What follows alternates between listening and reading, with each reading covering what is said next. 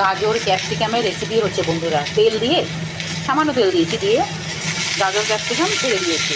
এবার ভাজা হচ্ছে। এবারে দিয়ে দেবো পেঁয়াজ আর কাঁচা লঙ্কা।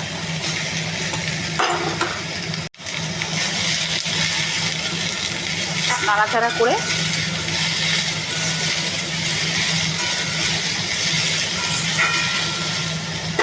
একটু ঢেকে দেবো। দেবো একটু গ্রেট করা আদা,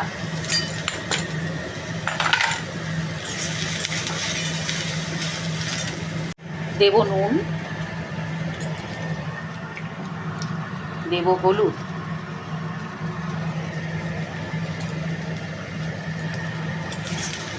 দেবো একটু সস বন্ধুরা,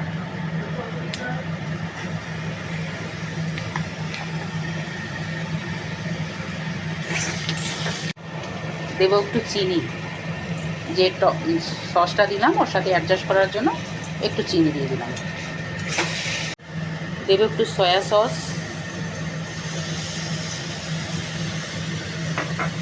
দেবো একটু চিলি সস,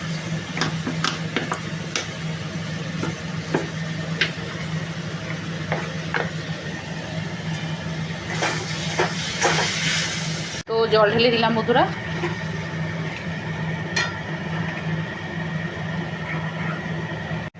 এবার দেবো একটু ম্যাগি মশলা বন্ধুরা,